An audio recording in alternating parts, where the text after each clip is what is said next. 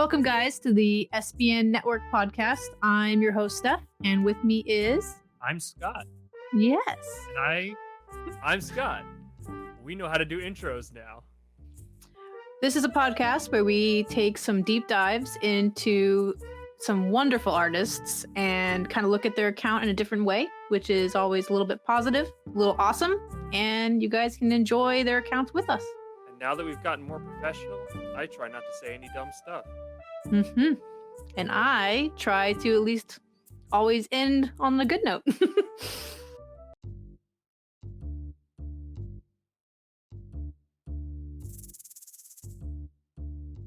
gotta do my sip. There it goes. My sip. Like I say every episode, it always scares me when it doesn't go red right away because my screen has a little lag on it, so it pops up right afterwards. But welcome back. It's our first episode of the next season, and we have Mitchell Wu with us, or just Mitch. I'm going to say that for the first as our first guest, and I'm really excited about this because Mitch has been around, as we were just previously chatting about, for like 6 years, which is I've been around about 5. And I've always looked to you for a lot of inspiration. And you're kind of like, I was talking to Scott about this earlier, when you go back and look at like classic, like Mickey Mouse or like Looney Tunes stuff, that good timey feel about where your roots are. That's how I kind of feel about your imagery. So I just wanted to throw that out there and say living legend. Thank you. I mean, that's really the goal for, I have a kind of offbeat sense of humor. That's a good way of putting it. And, one of the goals for the images that I take is really just to have fun. But I mean, as you go through my page, you'll see that I'm kind of like G to PG rated in my work. There's no really R. The language is family oriented. And I think that's probably has to do with having a kid of my own. And I worked for Disney for 6 years. So I'm really respectful of the properties. And I remember when I first got onto Instagram and started getting into toy photography, there was like several people that would take the toys, like the Woody figures. I don't know if you guys were around during this period, and they would do the weirdest. They still do. Inappropriate things with them. They show up to the point where like other toy photographers were going. They were getting really uncomfortable. Like, guys, you got to knock. And all of a sudden it stopped. And I don't know if it's because there was like community pressure or Instagram went and like warned them. But it was like, because there's a certain face that some of the Woodies come with that really applies to like these really bad ideas that people can have. Yes. For me, it's like I look at like I will like divert from the characters and the stories in a fun way, but because I worked at Disney, I do have and like Pixar, I do have a real appreciation for the characters and their personalities. So I don't tend to stray too far from that. Like, if you look at my Toy Story work, a lot of it is stuff that you might kind of conceive as seeing happening in some of the films. And that's kind of where I stick with at least the Toy Story property and some of the Pixar stuff. Steph and I talked about that a little bit. Your images have the feel of the movies that they belong in. Like they still exist in this world, and you can tell it's like your very distinct style, but cinematically, like every frame feels like, oh, this could be in a Pixar movie. This could be in a Disney film. They feel very, very true to the stories. You don't like go off the rails and have some uncomfortable like beheading of a Pixar character or something that would just scare children. Like you keep it happy. I did like probably the weirdest one I did was it was like a long time ago. I had like I couldn't get a Mr. Potato Head that I wanted that was scaled with everybody else. So I took I think it was an actual potato, and I had like I had a little brain, and I had like Woody like putting the brain into his, and like Jessie was next to him, and she was got a very concerned look on her face. No. And that image actually made it into like this one of my first big features, which was called 60 Sec Docs, and they showed it at the end, and there were some comments where people were going, man, that got really dark at the end. That's so great though. That's funny. I still could use a Mr. Potato Head. He's like, and I don't have a ham or a hammy. Those are the two that I'm still missing. Yeah. So I'm always kind of on the lookout for them, but yeah.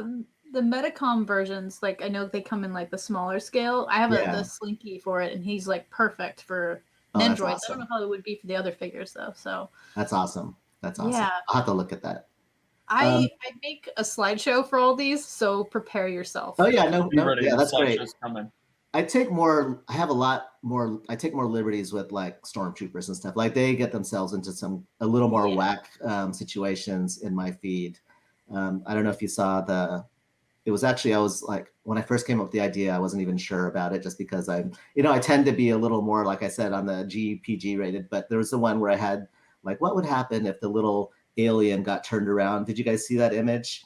What if the little, like the little alien embryo, like it's not even a face. Oh yeah. What if he got turned around in the stomach and he came out the wrong end of it? And that was what I did to one of the stormtroopers. And his buddies were all just like, oh my God. Standing around. Yes. So that was, I definitely have a little more fun with the stormtroopers. Yeah. You have to. You have I'm going to pull this up really quick. So be careful. Speaking of. Oh, I have mixed feelings about that image, but oh my gosh! But I do like the concept. It makes me so happy. That Baby Yoda's from Sideshow. So that's the Sideshow one. Yeah, and actually, it's like I don't know if it's right there behind me.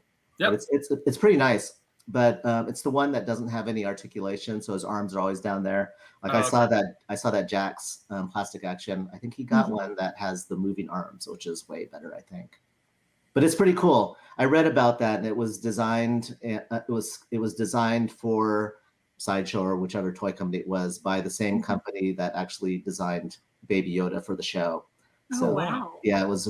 They did a really good job on it. It's like it looks amazing. Yeah, he looks like he could come to life. It's pretty cool. Is the Hot Toys one the one that like you can open its mouth and like change some stuff? Is that maybe? But I'm not sure. Sure. Yeah. Yeah, but this is the one that we. Really is your first photo, and then I pulled a stormtrooper one just kind of get in reference because I think Deku was your most recent image. Yeah, I mean this is just me, but I think that first image really holds up. But the thing that I came to toy photography with like a solid photography background because I've been shooting professionally for years before this, and that included like portraits and ended with weddings. So where I ended shooting weddings is exactly where I started photographing toys. But what one of my pet peeves for toy photography, especially my own, is if you don't scale the surroundings like properly. So like the tree, like it's in those two stormtroopers are in the crook of a tree. And I think it's cool because there's nothing that indicates that's really a tree. But they could be rocks, they could be walls. Yeah, the leaves are what really bugs me because that immediately, unless there's giant oak trees and whatever plant they're at, that throws it out of scale. So, definitely one of my pet peeves. But otherwise, it's not really telling much of a story. But you probably had heard this story. My nephew Johnny, who is Sergeant Bananas, he actually took me to this park. I didn't have any toys, so he lent me those two stormtroopers, and and then I just started photographing and immediately fell in love with what was happening with the toys and the thought process. And I hadn't really been exposed to toys in like decades, and to pick up and to see like especially those like samurai troopers, those are super cool, and to see where toys had gone from when I was a kid to where they are now. They've evolved to. Yeah. It's funny you say that about the scaling, which is kind of interesting as somebody like you who shoots like Toy Story characters who actually scale with the world around you. Yeah. I almost wonder if like that's part of it too, is like that annoyance because now that you shoot like Woody in the real world, right? If a stormtrooper accidentally scales incorrectly with the real world, you're like, well, no, this doesn't meet the standards here. Right. So I get it's interesting. What do you prefer? Do you prefer shooting it scale to the real world like a Toy Story thing, or do you like when you can kind of create the whole world around it? I mean, I will say it's nice to have an idea for a Toy Story image and just go somewhere in my house or my kitchen and not have to worry about, is it going to scale well with the toys? I mean, it's really not scaled correctly if you look at if you watch the films, because the toys that I use are a lot smaller because they're actually larger dolls, right? Yeah. But that aside, it's just cool to be able to not worry about it. But I also love creating like whatever environments or sets that I need to create for other other properties like Star Wars or whatever. It's like whenever I'm working with a new client, it's one of the things I actually like to clarify. It's like, do you want me to try and like, are these characters, are they coming off as real in their real environments, or are you actually, do you want me to portray them as toys in almost like a human world? And most of the time it's like, we want them to be like they are in their own worlds and they're scaling with their environments, but not always. Here's a question for you. We're already getting into probably deep questions, but that happens sometimes. Yeah, that's cool. As somebody who has now ventured into where this is what you do, this is your thing, this is your life, and does it ever, as somebody who's spent a lot of time in like the art world in different forms, does it ever have its moments where it kind of, you've lost the original spark that you had when it was just for fun? I think a huge part of my spark comes with working with clients. So, Okay. I mean, that's what really, I mean, there's so many things about toy photography that I love. Obviously, it's the main thing is that I get to be as creative as my imagination allows me, especially on my own work. But the other thing that really drives me, especially since I chose to try to do this as a career, is reaching out, finding those opportunities and building those relationships. The only thing that could really put a damper on a project is if I'm having like problems matching my vision with what I'm trying to create. That would be the only time that where it's like feeling almost like this is a little like work, you know, as opposed to like this is more like play and using my imagination. But those are the only real times that like the spark might be a little when I'm trying to figure something out. You know, toy photography probably for a lot of us is problem solving.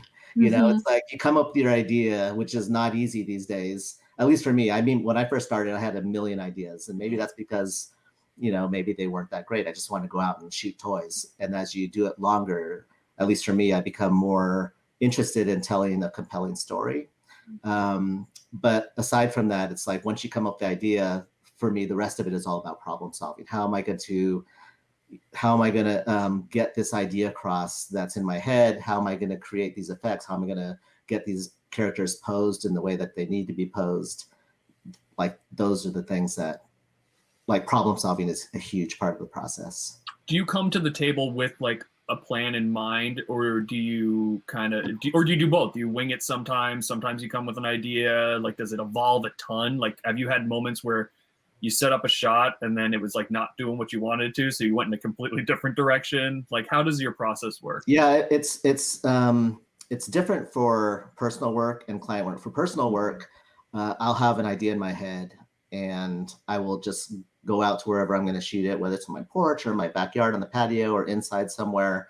And then I'll work through all the details as I'm setting up. So it could totally morph, but the essence of the idea is what I'm aiming for, and that'll usually come through in the final image. But the props could change, the location could change, the light could change, because I'm not so married to a certain look, and I'm not working off of an approved concept at that point. But for client work, the concept for me has proven to be really important in avoiding I would say headaches, but also misunderstandings or misinterpretations or miscommunications. So I'll come up with a really tight concept usually, and then that's what I need to get approved from the client.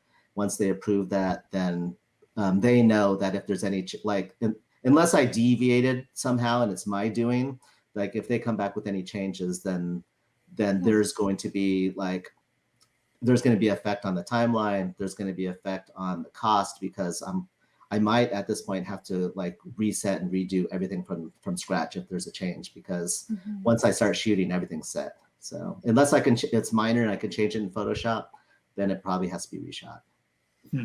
Yeah.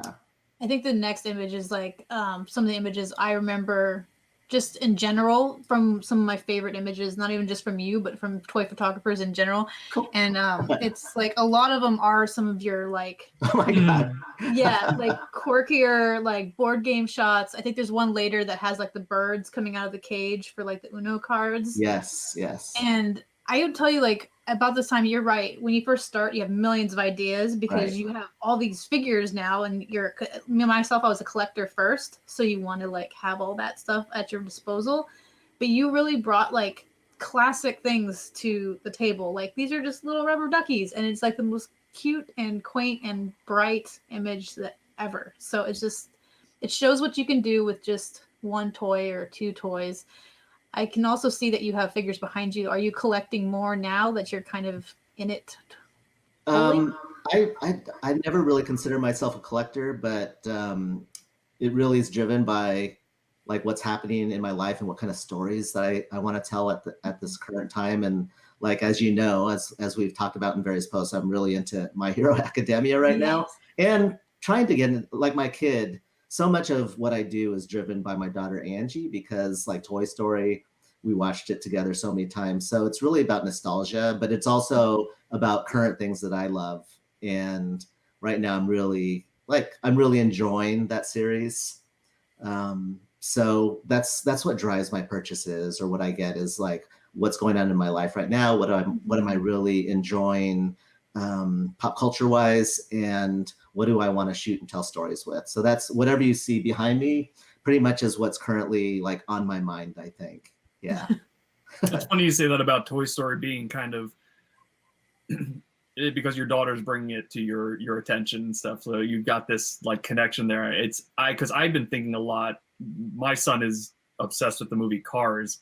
Cool. And I keep trying to think to myself, I'm like, I have to start on this. I got to figure it out. I mean, he's got so many of the little Mattel cars, and I'm like, right. I got to. It's something I just can't figure out what I want to do exactly with it. But it's been such a big part of like the last several months of his life. Like he just loves that movie, and I'm like, yeah, this has been a big part of us. So I gotta do Absolutely. this. So. You know, when I first started, like you saw the first photo, it was a Stormtrooper photo, and you know, at the time, which I started shooting in like fall of 2015, and I forget which.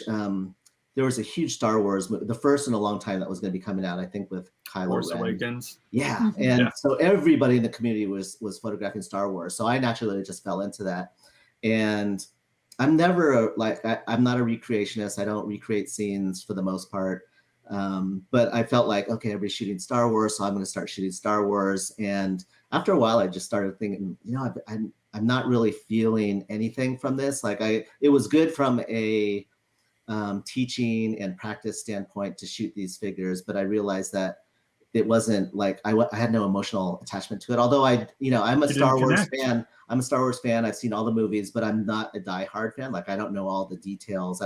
I struggle with the timeline of everything. And so it was only when I started, I think after that, the next toys that I got were like these really cheap. It was a cheap Woody and it was from Mattel. It was like its little like 4 or 5 pack of toys, and Woody basically his articulation was his arms would be like that. But I started feeling like that's when I realized that nostalgia and going back into something, it has to be something that you, whatever the reason is, that you connect with. That makes a huge difference in the images that you create, because it more often than not will come through into the images, whatever that connection is. It is really funny. I was just having this conversation with my wife actually about this. We were talking about, I'm not one of those people who really tracks my likes. Again, I'm not trying to do this professionally, so it's just, it's not something I focus that much on.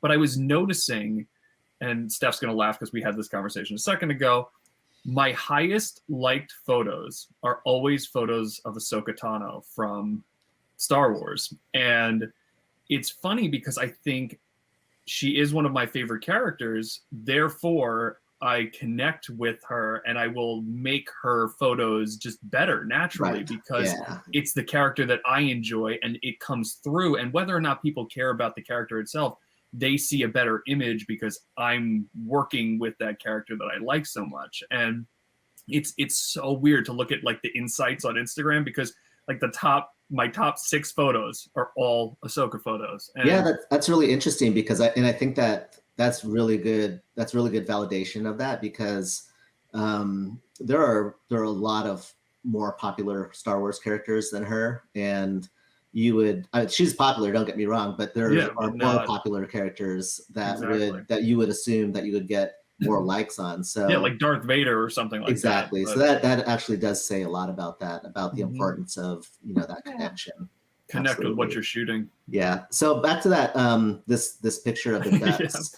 That was like literally my second client, and that was Mattel. And we basically met on Instagram. They started following me, so I immediately sent them a DM.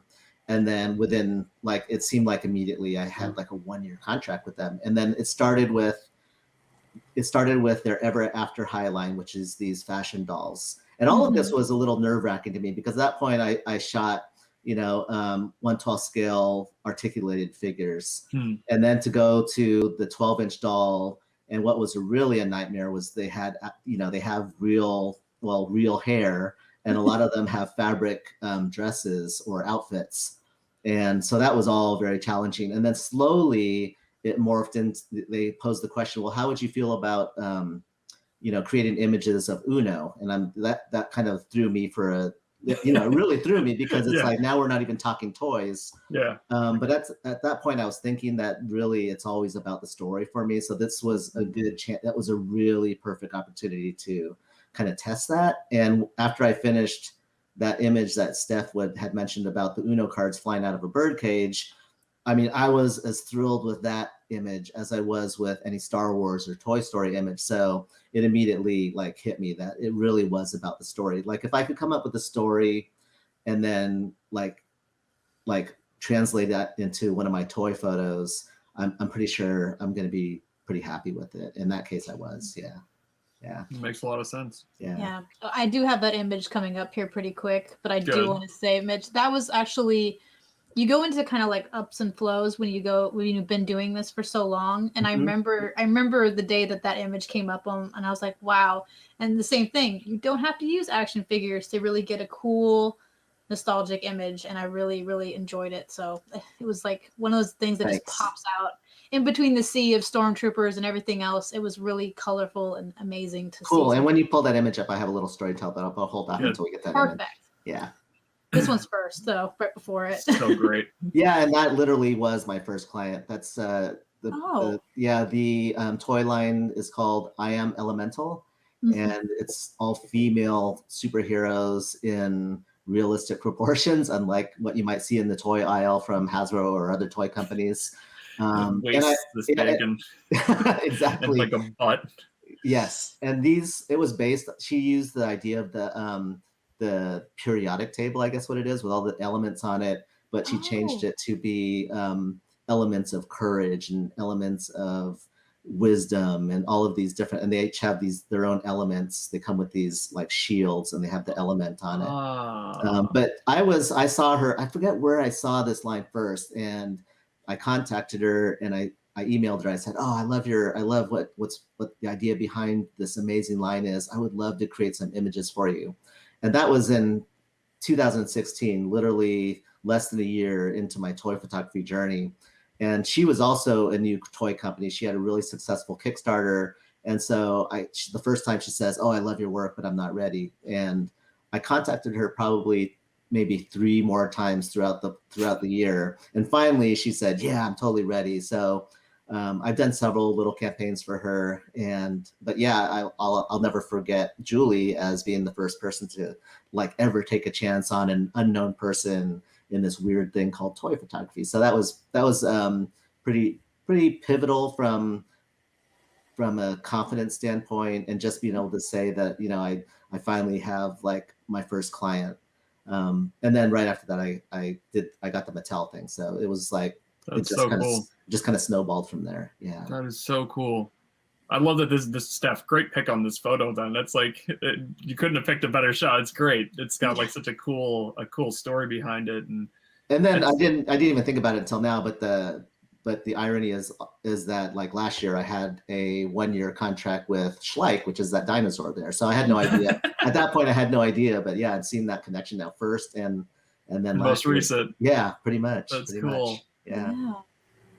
That's so neat. I love this. This is there we go. There it is. Yeah. So the story behind this is like I'm not an origami folder person, but my wife, she can fold some, she folds some origamis. And so I said, oh, you think you can fold me some origami swans out of these Uno cards? And she says, yeah, I'll try. And you know what? She tried, and it was really hard because cards are thick. Yeah. They're really thick. And she was like, it came out and it was like the chunkiest origami swan you've ever seen in your life. And so I started thinking, I said, that's not going to work. But then what I ended up doing was I made color copies of the cards. Yeah. On regular paper. Yeah, on regular paper. And then she was able to fold them just perfectly. It is so great. Like there's something here that's just, again, this is something for all toy photographers listening is, it's not always about action figures. It's not always about like, the exciting explosions and stuff. Sometimes it's just like you said, it's about the story. It's about creating something that's just really great to look at. And there's something really positive here. And I just adore it. Thank you. It's like, that was the thing. It was like, what am I going to do to show these Uno cards like in a way that hasn't been seen before and has a sort of, has some kind of message to it. Probably people didn't really get the message, but for me, it was like, setting your creativity free and having fun with whatever. And so that was the whole idea behind this. And again, it was validation for me that if you can find the story with whatever you're shooting, I think you're going to be okay. Well, that is such that's your real like photographer mentality coming out, more so than like a specific like a toy photographer. That's like just your photographer, because I mean that's what it's about when you're trying to do anything. Portrait sittings, a senior photo, a wedding, the architectural, like you're constantly thinking about that. Like what is the story here? What is the feel? What is the vibe? Where is this going?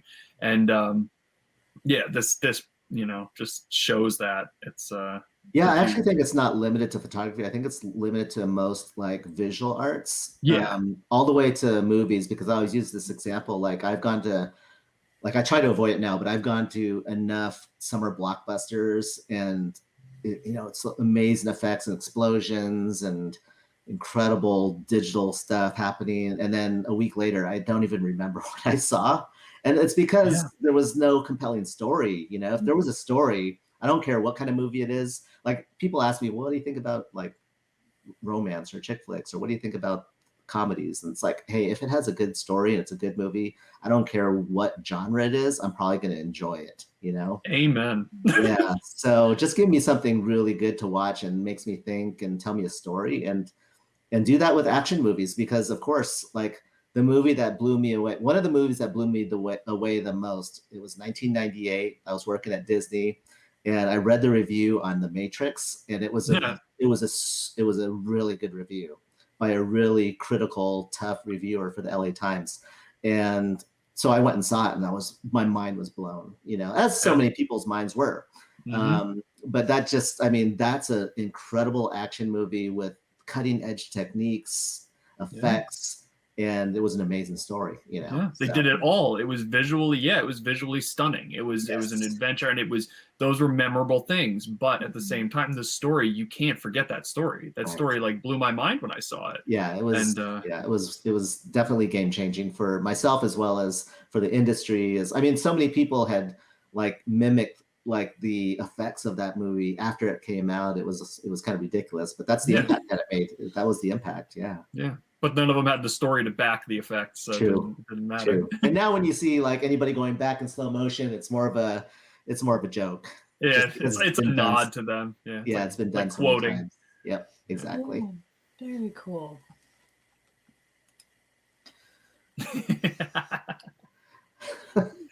Just some more Stormtrooper fun for. This makes me so happy. Yeah, this was actually I first did this image a couple years earlier with Kermit in that same. Except there was no dinosaur. He was just in the outhouse, like I think he was reading or something as well, and he was just like, "Please move along. There's nothing to see here." Basically. This is great. So was the intention to sort of like quote Jurassic Park with the famous scene where the guy gets taken off the toilet? Yeah, that was totally. I would assume so. I just didn't want to like make it like this is definitely what he was trying to do here. Yeah, love that, again, it's first it was first the Kermit thing, but then this was definitely like a riff on my first Kermit image as well as Jurassic Park for sure, because that's such a cool scene in Jurassic Park. It's such a great scene. It's such a great. It's iconic. Yeah, it's it so is. good. It is. So a question about like your setups and stuff. You do a combination. So is this using like real materials? Are you outside? Are you finding materials and bringing it inside? Like what? I know you do a little bit of everything. Like what is this, for example? Yeah, this was out on my porch. Mm-hmm. So I mean, if you dig around some places, you'll see what I'm talking about. But literally, it's so ridiculous. And that's one of the beauties of toy photography, is that you can create different worlds and universes in such a small space, right? So this is on the pretty sure this is on the railing of my porch. So the railing is like, I don't know, it's like this wide. But then I put a piece of wood on top of it and I balance it with rocks because it's teetering. And I have to make sure like rocks are balanced so that it doesn't flip. And then beyond the porch, the railing, there's a hill behind my house. And so if I want a natural look with plants and stuff, I'll just let that be. But in this case, I wanted more of a dark scene. So I have like a stand with like a black piece of poster board behind it and just some moss and branches. Those are actually like in my area, they use rosemary for a lot of like common areas outside. And I didn't realize that rosemary, when they get older, they have these really cool branches. So they have a lot of character to it. So I just stick them. What you're not seeing is on the bottom, I use these foam sheets so I can easily just stick stuff in and like reposition it if I need it. And those sticks have pointy ends on them. And I just stick them into, and then it's just atmosphere aerosol in the background. But yeah, this is the porch. Usually when I do water shots, it's in my backyard on my patio. Those are the two main outdoor places that I shoot, really. I didn't start shooting on my porch for probably until a year after I started. And then I just thought, okay, where can I take a shot? Oh, let's try here. And then after that, it's like, that's the only place I shot for the longest time was on my porch. And it was so easy too. It's like I'd wake up, I'd grab my cup of coffee, I'd just go out the front door, I'd put on some music and just enjoy. Yeah. And it's really private too, because I have a bush that nobody on the street can walk by and even see what I'm doing. So it's pretty nice. Oh, perfect. It's pretty nice. Yeah, I always am a little envious sometimes. Like, I really want to try this stuff, but I always end up bringing, like Scott said, stuff from the woods back, and it doesn't dry as pretty as this sometimes. And you'll have like moss. Yeah. But I do know that when I started shooting in my garage every now and again, and just have like kind of like the light there, so I can do my own sourcing. Having a cup of coffee and being able to like, oh, I forgot this toy, I can go grab it in my own place is so nice. So I need to find a spot in my backyard, I think. And that way I can shoot all the time instead of just when I can have time to hike. So yeah. You guys I like the styrofoam idea too. Like it's something I've never really done, like with the styrofoam. So good. So I tried. I don't typically use wire, but like doing your style, I was like, I wanted to try it. I wanted to bring some wire out with me, and I'm like jamming it into the ground. I'm like in the dirt, like just trying to get it through rocks and stuff. I was like, foam would make such a difference. When I'm working on the ground, it's not on like this stuff. Like one of the things that I do it's either on my porch or it's on a table. So when I use foam, if I'm on the ground, then I'm on the ground and I'm sticking to dirt like you. Okay, good. I don't feel crazy. But work. Although you could, I could do that if it made sense. Like if there's a great bush or something in the background, and it would be easy for me to move the foam to the ground. Yeah. I haven't done it yet, but that's not a bad idea. I do like shooting on tables and on elevated surfaces just because it's so easy with the tripod. You know. Yeah. Yep. You don't have to be laying there. Yeah. Which I do. I still do that, but it's nice to be on a table. It gives you some more options too, I think, if you have it up a little bit higher. Even when I go outside, I try to put it at like the top of a slope so I can go down a little bit and get some of the height there. Exactly. So it'd be interesting. I'm always so envious of the moss that you have, Steff, because any moss you see in mine is usually just from the hobby shop, you know. There's a certain Steff time has amazing moss. Amazing. I'm always jealous of it too. There's a like in the wintertime, there's one little, like I'm sure you've seen it in my images, there's one little patch, like maybe 2 feet by 1 foot of moss that grows in my yard, and I try and nurture it for as long as possible with water. Or like right now, it's dark brown. It's all dried out from the heat, but it comes back usually. But I'll take advantage of it when it's green because it's really pretty. Yeah. Just set up a whole week so you can take as much images. Exactly. Get my use out of it. Oh, chase scenes. This is something I had to point out. Like that to me, I know it's not like your only style, but that stands out to me as so you are these funny little chase scenes that like appear every several weeks or so. There's just a funny chase scene, and I love it. And that's why I had to do like kind of a chasing. Yeah, I loved it too. It's perfect so mashup. It's so you. It's just like this. The dinosaurs chasing Mario Kart characters. I know you have like the one with the Flintstones jumping off the rock. Like it's this again. This is that positive, fun, happy, like just GPG rated like family enjoyment. And, Totally. And that's just what this feels like. It feels like just a hilarious video game moment where some dinosaur is chasing Mario and Luigi. I actually think my most liked image, at least for now, and it's been for a while, is the chase scene. It's the Iron Giant about to step on the Pizza Planet truck. Yes. Oh, yeah. It's so good. It's so good. I like that so much. This Mario, these are actually cake toppers. I bought them. I had this idea, and so I didn't know where I could find like them on those carts. But so I've actually bought several cake toppers just based on, they look actually really good. Well, first I of all, thought they were like the Hot Wheels ones. Like No, when I they're looked just- at it at first. they're pretty inexpensive cake toppers. If you go into Amazon, and I think there's the company's called Deco Pack. They're quite a well-known cake topper company, but they do a lot of really nice ones like this. Oh my god. Yeah. So I really assumed that they were the Hot Wheels, because I know Hot Wheels has that whole line now of like all the I think it's Hot Wheels. Maybe I'm making that up, but I thought it was Hot Wheels that had the whole Mario Kart line now, and I was like, oh, it must just be those. But the fact that those are cake top, that's brilliant. Yeah. That's No, they brilliant. did a good job on them. So they might have. I mean, the tires roll, so they're pretty nice cake. They're pretty nice cake toppers. Oh my gosh. Very cool. That was on my porch as well with the blue backdrop. Okay. Yeah. How many different backdrops do you use, 2. roughly? blue for day and black for night, basically. Yeah. That's why I just wasn't sure if you had like a collection, like different colors. Or I different do have a things. lot, but I never use them. I just use those 2 basically. I have a pretty good color palette of the poster board. Yeah.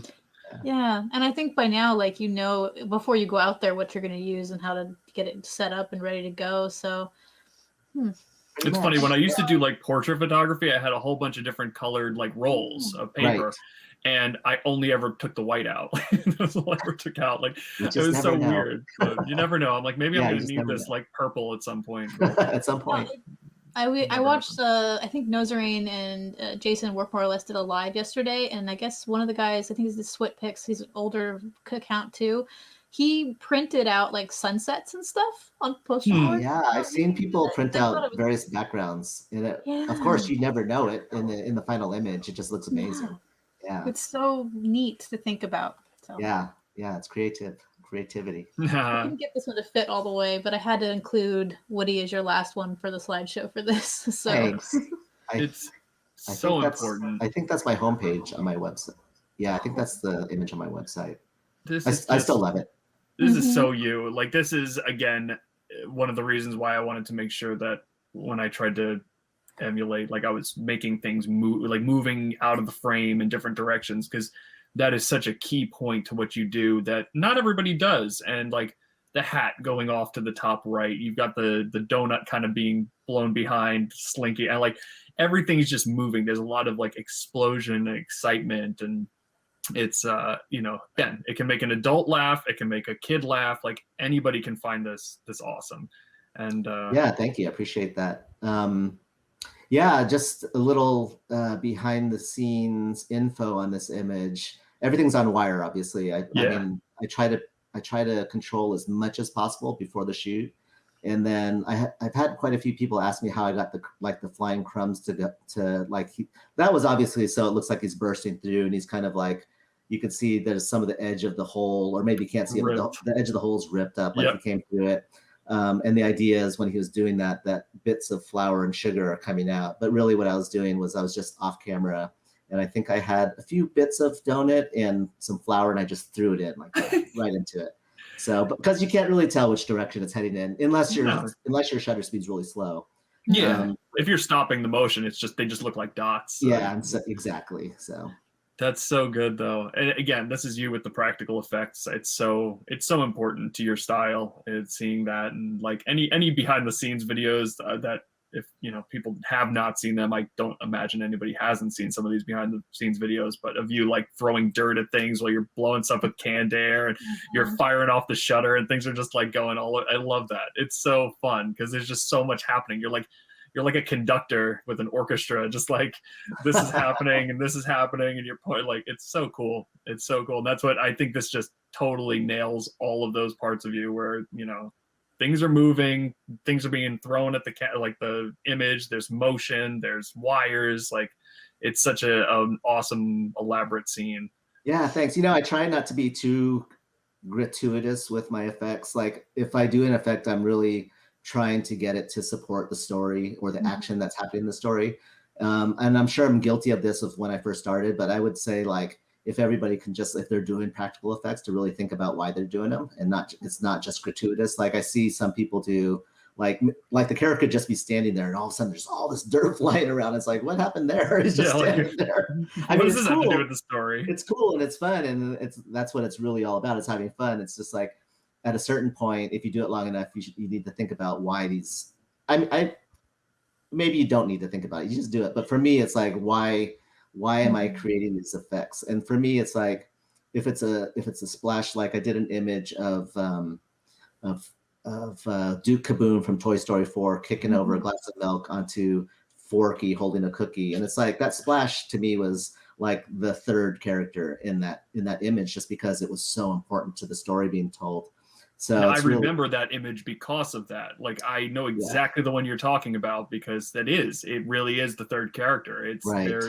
There is reason for it. It's not just a random firework blowing up or dirt flying somewhere. It has purpose. It's serving a purpose. Yeah. But to that, I mean, I'll just say that practical effects are just fun anyways. They're just a hoot. So I guess I can't really blame anybody if the character is just standing there for wanting to like create a big dust cloud around them. But I mean, it's fun. It's like I've seen, like, as you know, there's a lot of people who do a lot of incredible digital work, effects, and I envy that like their ability to do that, because I'm not that accomplished with like Photoshop or any of these other programs. But aside from that, I just think it's a lot more fun to create them in real time and get things messy. I mean, for me personally, I'd rather be doing that than sit in front of a computer trying to create amazing effects. Me too. So, yeah, I'm the same way. I always, I've been trying really hard recently to try to get the path of the dirt coming from where I want it to go, especially with like Bakugo. He's very pinpoint accurate with his explosions. So it's like one of those characters that you get the particles and everything. And I always get the look from my significant other, Devin, when I get home, because he's like, did you leave any forest out there for anybody else? Because I come back coated and everything. So I appreciate that this is like real flour and stuff like that sometimes, because it's nice to look at, especially for kids. They're going to get messy with their toys. It's just really, really cool. So. Yeah, no, it's just fun. And like my whole philosophy on digital versus practical is, who cares? It's just like, do what you love and do what really is going to make the coolest image that you can make. I'll be the first to admit that I'll composite at some points, like if a splash isn't perfect, rarely do you get the perfect splash, at least what I would consider perfect, in one shot. Sometimes you do, though, if you're lucky. But a lot of times it'll be like, I'm going to use 90% of this splash, and I'm going to take that last 10% from another one that I did on a different shot and composite it right in, and then I'm happy with it. So compositing, Photoshop, whatever you're doing, it's cool. It's all good. And again, it's all about storytelling for me and creating the strongest image possible, no matter how you got there. Yeah. So agreed. So agreed. Because there are purists that really kind of like look down on whether you do this or don't do that, and it's like, you know what, just do what you want to do. Exactly. Yeah, it's all for fun. Exactly. Totally. Yeah. To go to that for fun, thank you for being part of our first challenge for this season too. Last season we did black and white photography, so we were trying to do something different. And Scott and I kind of came up with the theme. I think like when I told you about it, it was like the day we decided that was what it was going to be. And so we struggled with it for a little bit. We weren't 100% sure like where we wanted it to go. And so it was, I think it worked out though. It's hard to get a topic that's universally going to be okay for everybody already to shoot in, but also try to have Scott and I encompass not only our kind of style, but we're trying to help honor the artists that we're having on the show. So it was kind of like a mix of everything, but we think seasons are pretty easy. Usable. Yeah, absolutely. Yeah. So we're going to start with Scott's because I love that image. And again, back to the practical effects. Unless you did that digitally, but assuming that's practical, I mean that is the perfect time and place and really amount for that image. Oh, that makes me happy. Yeah, no, it's perfect. It's perfect. Yeah, it was two. I had. It's funny you say the perfect amount. So at first I was using one sparkler, and it just wasn't doing anything. So I put two next to each other and ran two, and I was like, that's much better. That's a little bit better. So yeah, like my first several photos, it was just a single sparkler. And I was like, nah, you know what? I need more. So I put a second one on top of it, and it ended up working out. But it was fun. Were you just holding the sparkler and the tip down right below, or what? So basically, I took the sparkler and I put it down. I lit both of them first. So I had the two sparklers, lit them both, and then really quickly like shoved it under there, and then just backed away and just started snapping. And let it kind of do its thing. But what's funny with the sparkler is you have like this limited window where it's actually in the spot you want it to be. Right. So it's like, even though because it's moving down the line. So I was just like, okay, go. And then like, after a second, it's gone. You lose the space, and you just got to let the sparkler burn out. And, I tried setting up another two, but yeah, it was fun. It was, I haven't used sparklers before. I've used a few fireworks periodically. But again, I'm not somebody who just like blows stuff up all the time. Like I tend to, there has to be a reason. So, I don't tend to use them as frequently. Was that just in your backyard, or where was this? This is a park that I take my son to a lot. And we went over, and he, hung out with my wife and went on the slide, and I just went over into the side and hung out there because it's cool, because it's got a lot of interesting terrain. So I just started kind of fooling around. Those wildflowers were actually there just growing? Oh yeah, they were real. Yep, those are real beautiful flowers. If I would have done that here, like in Los Angeles, I probably would have burned half the state down. Yeah, it's funny. I actually got rained on after I was doing this, so there's no even fear of that. But it was, we have a pretty fair amount over here of just wild space, and I try to use a lot of it. But yeah, I saw these and I was like, yeah, those are so springy. That's a springy feel. And then the idea of like, I was thinking of the idea of like birds, in the springtime, like chasing each other around and like trying to like mate and whatnot. But I just thought it was funny, the two droids like chasing each other and like, so it was fun. I had a good time with this. It was, so what you can try with sparklers next time, because it's true. They always move down the line. If you're characters in that one spot, what I do is I cut them into small chunks, and I just put them underneath, and you could either good idea. You could either cut them in small chunks, or what I started doing was just taking like a pair of pliers and kind of like putting some pressure and going down the line, and that stuff just falls off, and you can kind of stops, and then you can move it. You just put the gunpowder or whatever that stuff is under, and just light it, and it's good. So that's a really good idea. So the metal isn't even in there anymore. Don't keep it in stick form. Just use the materials and put it down. Because it still sparks the same. It still sparks the same. That's really cool. That's a really good idea. Oh my gosh, people take notes. That's brilliant. That's brilliant. It took me a while to figure this stuff out too. So I love that. I love that image, and I love the composition.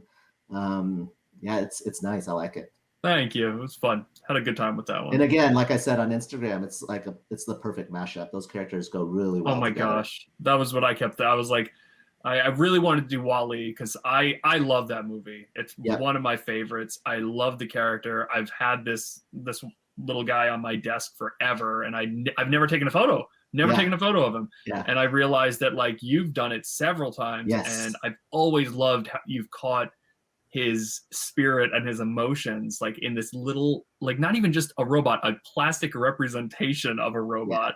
And you're always able to do that. So I was like, okay, I got to have some fun with him. And then I was like, oh, who goes with him? Oh, Chopper, absolutely. So I was just like, these two nuts can just do their thing.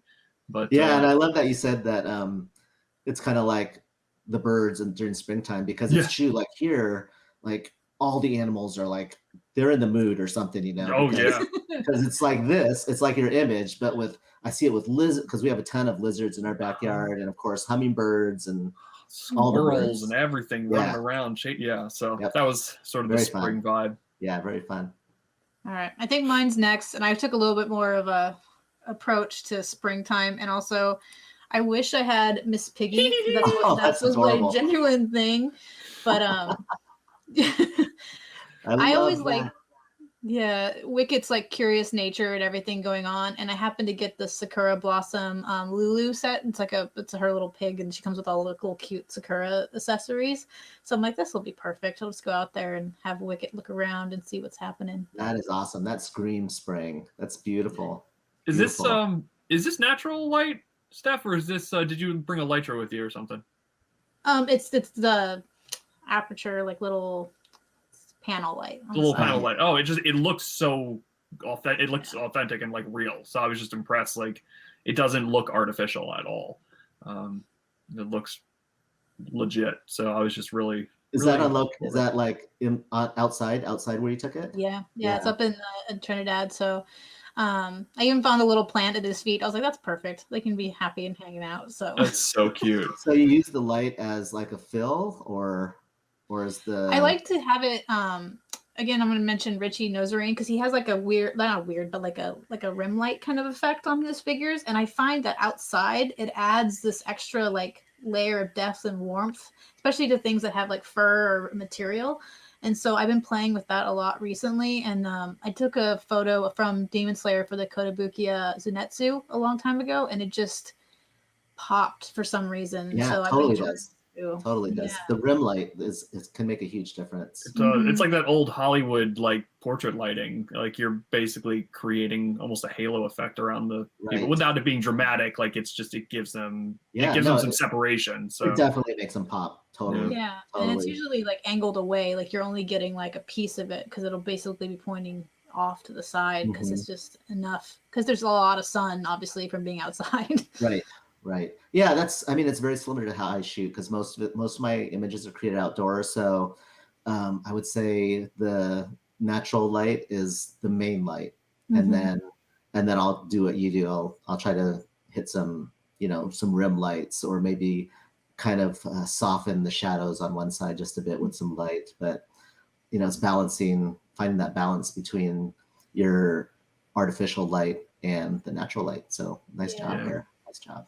No, that's why when your Deku image came up, I was like, that is perfect for him because he like shines like perfectly from that show. So I was like super excited. I get excited for My Hero anyways, but I was like, oh, that's perfect. So, I mean, back to My Hero, are you just a fan, or how did you get into the anime? Oh, she's a fan. I've been watching anime since I could walk. So I've been really? Yeah, I've been old school, like Dragon Ball, not Dragon Ball Z, like Cardcaptor Sakura, like Sailor Moon, Ronin Warriors, like the whole 9 yards. I remember my grandma had a channel that we didn't have, so we had to make excuses to go to her house to watch certain animes. So it's just like my whole family, sister, brother, all love it. So it's kind of that experience. But My Hero actually got me back into anime after I had my kids, because I was thinking a lot of the anime series were getting they were pretty linear and everything. And I have a history of reading like X-Men comics and stuff of that nature. And they just brought the two of them together. It was just, it's a really, really good show for people that have a history of reading comics and want to watch anime. But it's also just feel good and fun and bright and just, it's amazing. So like my favorite episode so far was, we just got past the Hero Killer episodes. You remember that one? Oh, that was so good. Yes. So good. Yes.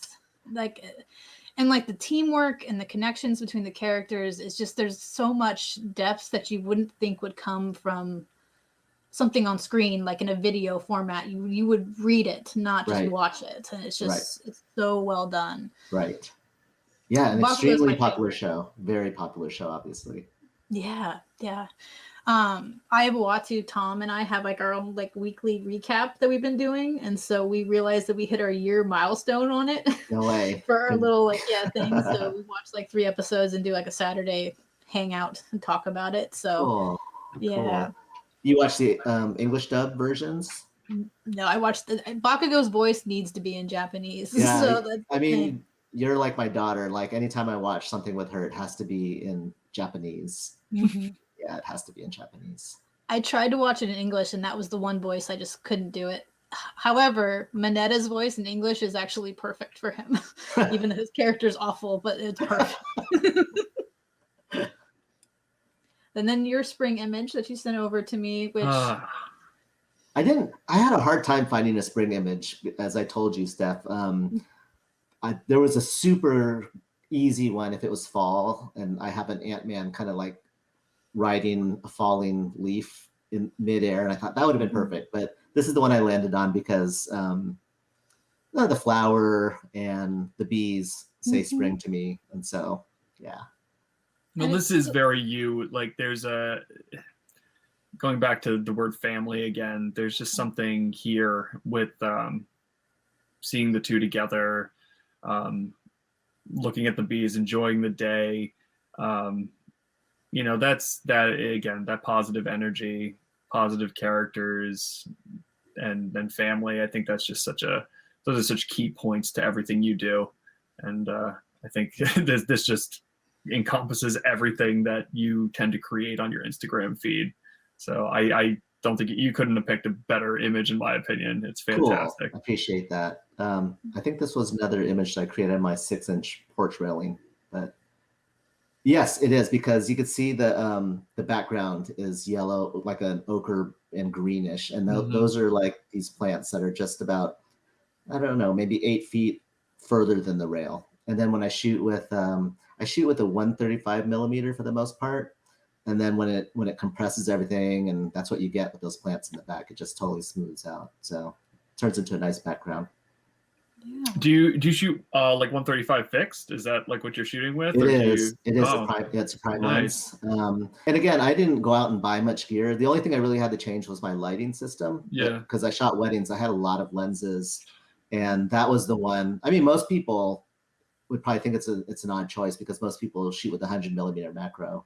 Yeah. But I wasn't about to go out and buy a new lens, and I actually like the slightly longer distance it allows me to shoot at because of all the mess that I'm making at the scene. There's so much dirt flying around and splashes. It's just better to be maybe 6 feet away from the set, 5 feet or 6 feet. Yeah. It's funny you say that because I actually have only recently started dropping down my millimeters, because there was a while, like if we go back to even just a few months ago, I shot at about 200 millimeters like all the time. All the time. That was what I used. And for everything, all of my photos, I was pretty much always shooting at 200. And now I've kind of pulled back, but I still don't use a macro. I still have never used a macro for a toy photograph, which I think is odd, but I've never pulled it out for that. And I have macro lens. I just don't really tend to think of it for toys. It's weird. I don't think there's anything wrong with shooting at 200 millimeters as long as you have the space, you know? Yeah, exactly. Yeah. Like I wouldn't be able to do that on the porch because I'm very limited in space. Yeah. But if I was at a park or even in my backyard, I could easily shoot with a 200 millimeter. Yeah. So. Yeah. But the 135 Canon is it's probably my sharpest lens, and it's actually a lot of people's sharpest lens, and it's really light for a prime lens. So that's one of the couple of reasons why I like it. I've been shopping to try to get one. I only have my 50, my just like the normal size, and I've been looking to upgrade because I kind of want to grow a little bit from where my depth is always at, which is pretty close because of the size. Right. So Scott's been trying to talk me into either a 35 or maybe something like towards where he was going. So it's interesting that I'm glad that I can hear someone else uses a different than the 100. So it works. Yeah, totally. And then if I'm in a very small space, like in the kitchen, I'm trying to get some weird angle shot, then I'll either go with the 35 millimeter 1.4 or the 28 to 70. Is it 24 or 28 to 70? 24 to 70, I believe. 24 to 70. I'll use that sometimes. Yeah. Yeah. It's funny the what you said about the 35. I haven't really gotten to experiment with that because I feel like that sits so well with the photos of like your Toy Story characters and stuff in the environment that they're in. And since I don't tend to photograph toys as toys, I'm always trying to kind of like make them look like big people. Right. I don't think that way, and I think I need to. I think that needs to be like my next endeavor. I want to pull out a 35 fixed and like take a toy that's supposed to look like a toy, or like an Ant-Man. Like I know that's the whole using Ant-Man as, as actual Ant-Man. I think that would be kind of fun to do too. Yeah, no, he's a fun character to photograph just for the same reasons Toy Story is. I use the 35 whenever I go travel, just because I'm bringing one lens and I'm not going to be doing a lot of different effects, so my camera doesn't need to be far away. In fact, I'm not bringing a tripod. So I brought it to Asia in 2019, and I went to San Diego and I brought that lens along with my camera, obviously, and it's just fun to switch it up to something that's like really different than from what you usually photograph with. And it makes you look at things a little differently, I think. It makes you frame things, and you just have to be, for me, you have to be a lot closer, obviously, because I'm losing 100 millimeters basically. But yeah, I mean, I'm always super happy with the images after they come out. So it's a sweet lens for sure. Yeah, definitely. Look at it. Here's a fun random question for you, just out of curiosity. So you tend to, again, you think about the stories and whatnot, and that's what inspires you to purchase like certain toys or get certain toys or do different lines. Yes. Are there any lines in your mental pipeline right now? Something that like you haven't touched yet, but like you've noticed is out there, out and about. You've seen either people photograph it, you've seen it in stores, that you're like, I really want to try some stuff with that. Well, thanks to Steff today, I have another line on my radar, and they're not cheap, Steff. Thanks a lot. Steff does that to people. It's the Revoltech My Hero Academia stuff. They look, and because I have some of their stuff with the Toy Story, and I know the quality of their articulation and details and the different things that come with them, and I know they would be a fun toy line to shoot. So that's on my radar for sure. Good job, Steff. They have so many options with these figures. I'm even amazed because I pretty much own most My Hero figures by this point in time.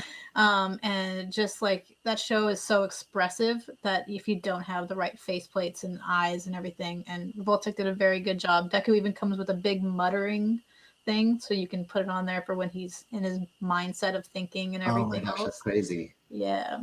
So, but I got you were kind of hinting at a problem you were having with loose joints. You having an issue with that?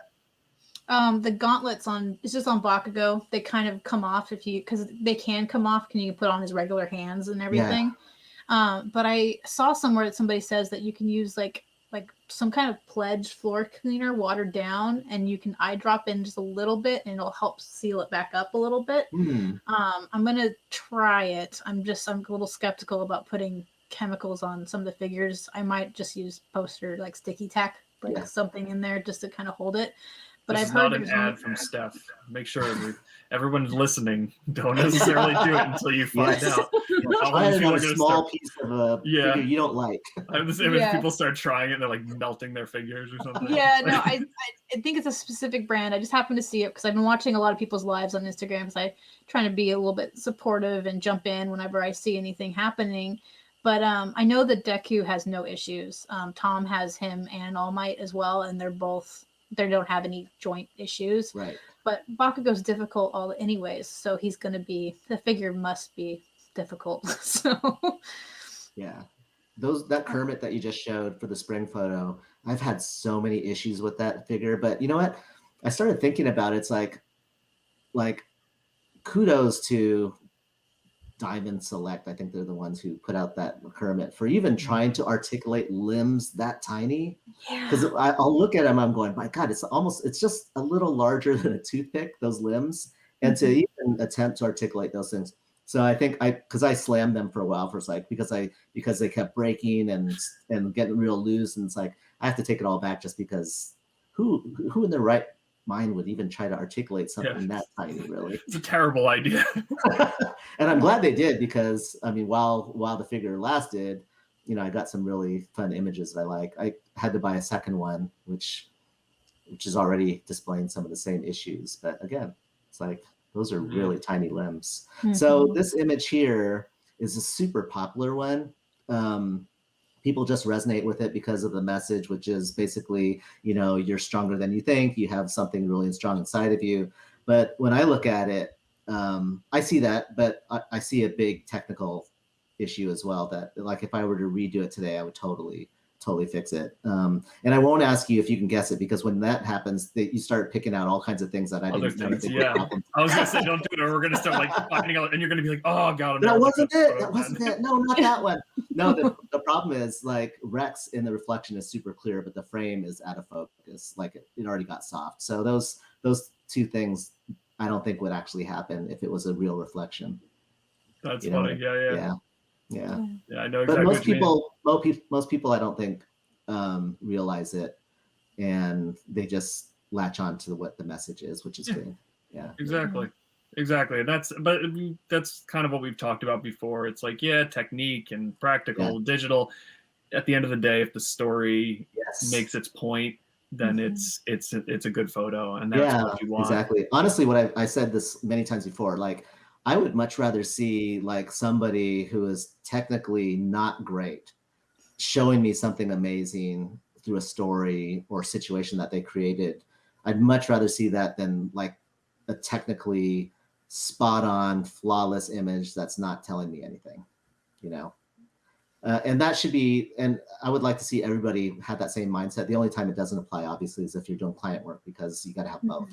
But for the most part, I just want to see something that makes me feel something, and makes me think about what that person was doing. I think that's what's really cool. Absolutely. I agree. Oh my gosh. Well, for all of you out there, if you do not follow Mitch, I don't know what you're doing listening to us, because I'm confused.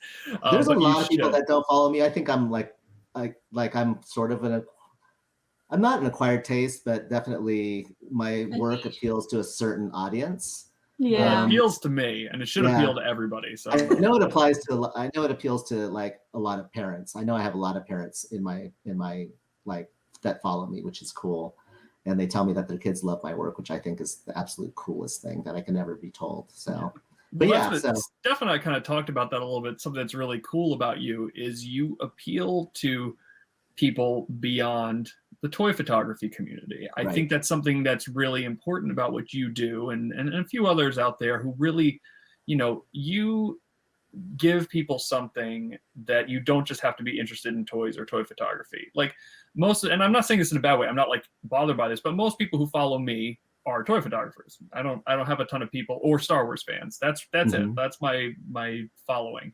But anybody can find something on your page, in your work, in your photographs, and connect to it. They don't necessarily need to be a toy fan. They don't need to be a toy collector. They don't need to be a photographer.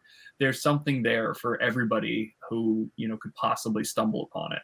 So, but yeah, we appreciate you. We all love you. And we're so happy you're willing to come on with us and chat for a little bit, because what you do it's great. You're truly iconic. So, well, what you guys do is great as well, so I mean, it's important that everybody's just expressing themselves and having fun with what they're doing. And I think if everybody can do that, then everybody's winning, so that's what's really cool.